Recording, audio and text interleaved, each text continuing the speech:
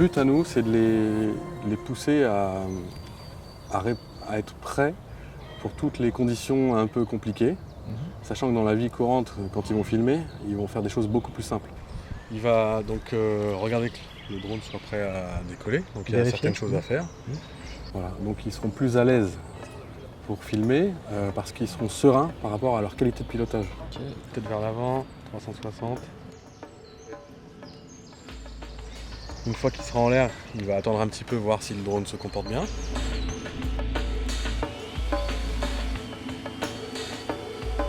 Une fois qu'il aura validé cette phase, il va partir sur l'exercice.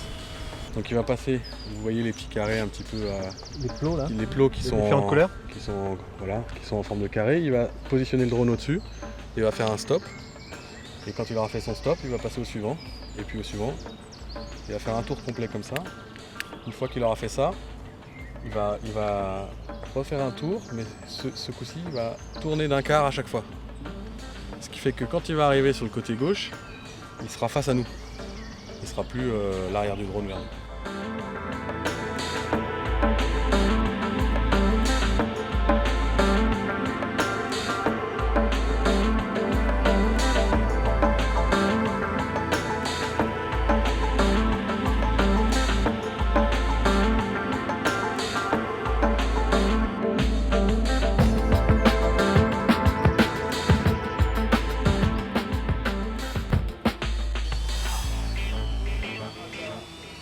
C'est le deuxième jour, on a eu 15 jours en simulateur, Ouais. ce qui me paraît indispensable parce qu'il y a quand même des réflexes à choper avant. Et c'est vrai qu'on les a quand même pas mal. Alors après, le truc et la réalité, c'est un peu bizarre parce que il y a quelque chose qui est un peu plus facile. Je ne saurais pas dire bizarrement, pourquoi. ouais. Bizarrement, ouais. Et en même temps, c'est plus compliqué parce qu'il y a plus de stress, quoi.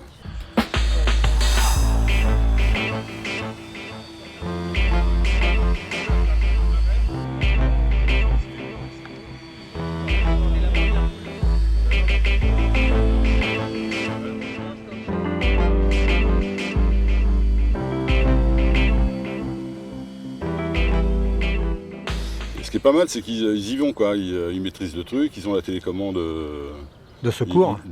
Ils rattrapent quand ils veulent, quoi, et ils nous laissent aller à la limite, quoi. La pratique, c'est hyper important dans la démarche de formation. Et eux-mêmes, le but, c'est qu'ils, derrière, ils volent beaucoup. Le plus possible. Voilà, le plus possible. Pour se défaire de ce poids qui pourrait être le doute de je sais pas bien piloter, je vais faire une bêtise. Ouais. Ça, ils ne doivent pas y penser.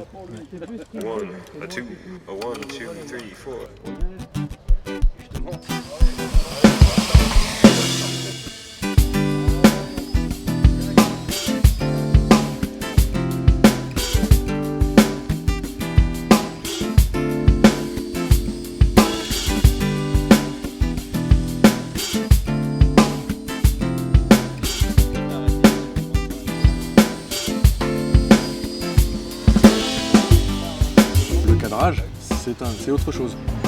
Et on ne peut pas bien cadrer si on ne sait pas bien piloter. D'accord. Parce que là, il part sur... on va démarrer l'activité cadrage bientôt.